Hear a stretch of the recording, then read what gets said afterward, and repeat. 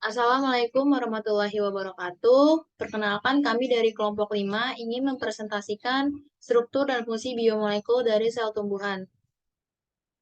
Next. Sebelumnya, perkenalkan nama saya Firda Risa Satriani. Nama saya Hanina Safa Hidayat. Nama saya Panjang Aulia Putri.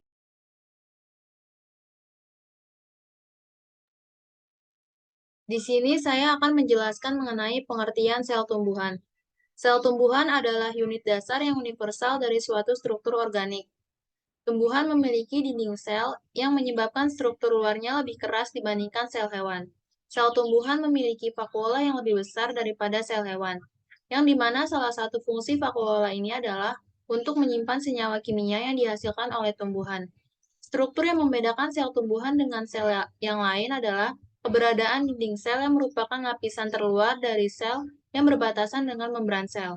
Sel tumbuhan tersusun atas dinding sel, membran sel, sitoplasma atau protoplasma, nukleus, retikulum endoplasma, ribosom, mitokondria, badan Golgi, plastida, dan vakuola. Next. Selanjutnya, saya akan menjelaskan terkait sejarah perkembangan sel tumbuhan. Seperti pada slide, penemuan sel tumbuhan diteliti oleh Matthias Jacobs Claydon pada tahun 1838. Akan tetapi sebelumnya saya akan menjelaskan secara singkat dari awal penemuan sel. Pada tahun 1665 oleh Robert Hooke mengamati sayatan melintang gabus dan menemukan ruang kecil yang dibatasi dinding tebal yang disebut dengan sel. Lalu pada tahun 1674 oleh Anthony van Leeuwenhoek mendeteksi organisme kecil lainnya yakni bakteri dan protozoa penemuan sel hidup menggunakan mikroskop. Lalu pada tahun 1838 oleh Matthias Jacobs Claydon yang merupakan seorang botanis asal Jerman menegaskan penemuan dari Robert Hooke dan melakukan pengamatan dan menemukan bahwa tumbuhan tersusun atas unit-unit kecil. Pada penemuannya, Claydon bersama Theodor Schwann atau penemu dari sel hewan mempelopori konsep dari teori sel bahwa semua makhluk hidup tersusun atas sel.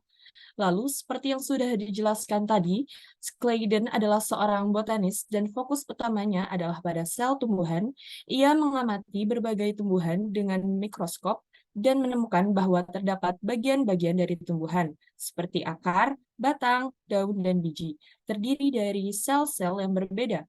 Dari temuannya itu, dapat disimpulkan bahwa sel adalah struktur dasar dari tumbuhan, dan secara umum sel adalah unit struktural makhluk hidup. Lalu dilanjut oleh Rudolf menemukan fakta bahwa sel dapat membelah setelah meneliti reproduksi dari sel. Setiap sel berasal dari sel sebelumnya atau kerap dikenal dengan omnes cellula ex cellula.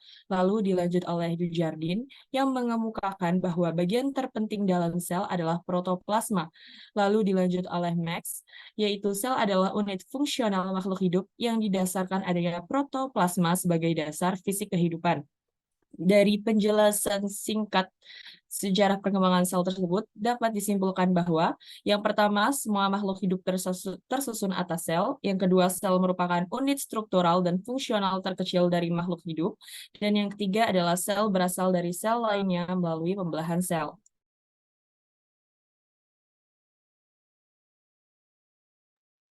Selanjutnya, di sini saya akan menjelaskan mengenai letak sel tumbuhan. Sel tumbuhan terdapat dalam berbagai bagian tumbuhan, tetapi sel utama tumbuhan terdapat di jaringan-jaringan seperti daun, batang, dan akar. Sel-sel tumbuhan juga dapat ditemukan di bunga dan buah untuk berbagai fungsi seperti reproduksi. Sel-sel tumbuhan akan membentuk struktur-struktur dan berperan dalam fungsi vital seperti fotosintesis, penopangan, dan penyerapan air serta nutrisi. Yang pertama ada akar. Sel-sel akar akan bertanggung jawab untuk penyerapan air dan nutrisi dari tanah. Yang kedua, batang. Di dalam batang, tumbuhan terdapat sel-sel yang membentuk jaringan pengangkut air dan nutrisi seperti xilem dan phloem. Yang ketiga, ada daun. Sel-sel di dalam daun tumbuhan melakukan proses fotosintesis yang menghasilkan makanan untuk tumbuhan dengan menggunakan energi matahari. Yang keempat, ada bunga. Bunga memiliki berbagai jenis sel, termasuk sel-sel reproduktif seperti benang sari dan putik. Dan yang terakhir ada buah. Buah-buahan mengandung berbagai jenis sel, termasuk sel yang terlibat dalam pembentukan dan penyimpanan makanan. Jadi, sel-sel tumbuhan tersebar di seluruh tumbuhan dan memiliki peran yang berbeda-beda sesuai dengan lokasinya.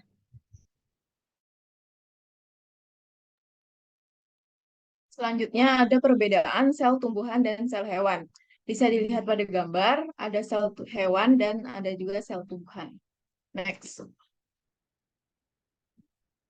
Selanjutnya ini ada bagian sel, ada dinding sel, kloroplas, vakuola, dan plastida yang ada pada sel tumbuhan tetapi tidak ada pada sel hewan.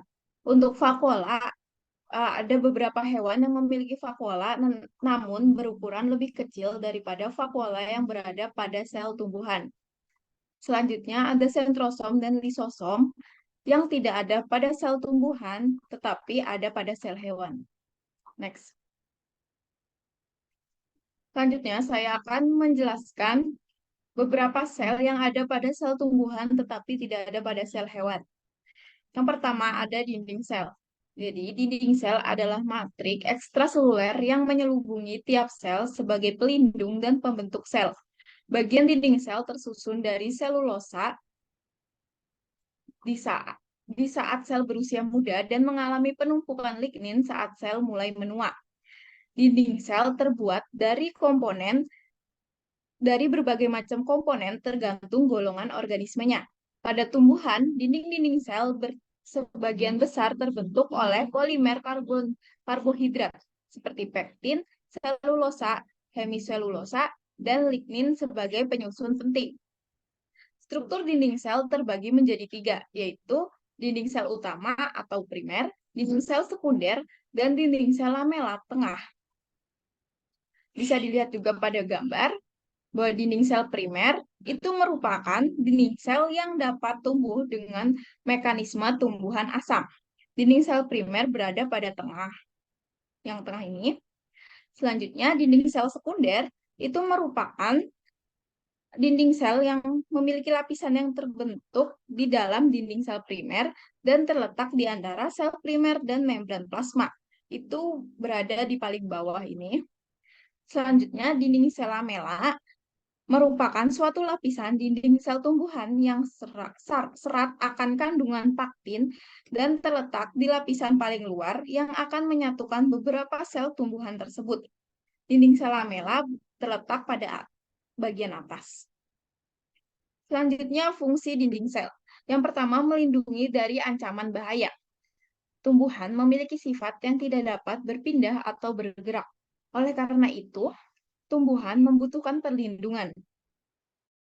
Dinding sel memiliki kemampuan kaku, sehingga berperan penting dalam memberi perlindungan dari serangan patogen serta mikroorganisme yang bahaya. Yang kedua, menentukan kekuatan tumbuhan. Fungsi dinding sel berikutnya yaitu bisa menentukan bentuk, kekuatan, serta hubungan terhadap tumbuhan. Hal ini besar sel yang di dalamnya dapat bermolekul dan sel yang dilapisi dengan membran. Pada tumbuhan vakuola berukuran sangat besar dan umumnya termodifikasi sehingga berisi alkaloid, pigmen antosianin, tempat penimbunan sisa metabolisme, ataupun tempat penyimpanan zat makanan. Selain sebagai tempat penyimpanan, vakuola juga berfungsi untuk membuang racun berbahaya dan membersihkan ruangan ekstraseluler dari racun tersebut. Pembersihan ruangan ekstraseluler oleh vakuola dilakukan dengan membawa racun berbahaya untuk kemudian diubah menjadi bentuk senyawa yang lebih aman. Pada vakuola terdapat juga membran tunggal yang disebut tonoplas.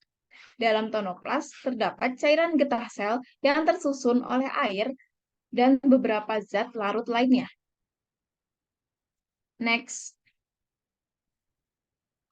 Selanjutnya ada plastida. Plastida merupakan organel yang umumnya berisi pigmen. Plastida memiliki 3 jenis, yaitu leukoplas, kloroplas, dan kromoplas. Leukoplas berfungsi untuk menyimpan hasil metabolisme tumbuhan.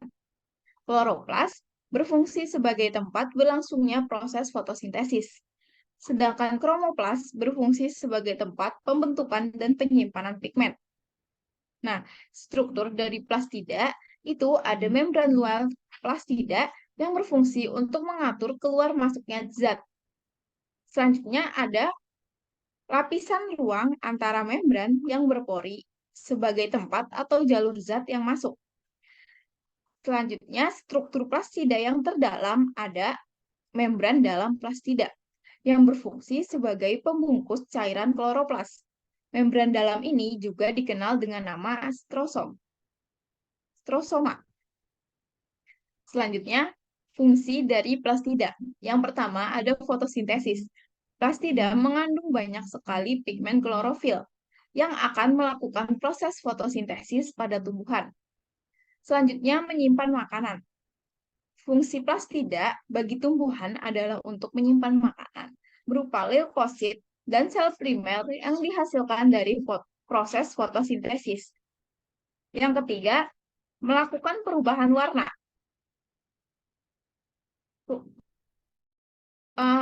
Fungsi plastida pada tumbuhan untuk merubah warna pada tumbuhan khususnya yang berwarna hijau karena memiliki efek dari proses fotosintesis.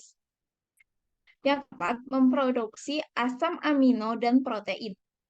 Plastida juga bisa memproduksi asam amino dan protein yang nantinya bisa digunakan untuk nutrisi tumbuhan. Next. Sekian presentasi dari kelompok 5. Terima kasih. Wassalamualaikum warahmatullahi wabarakatuh.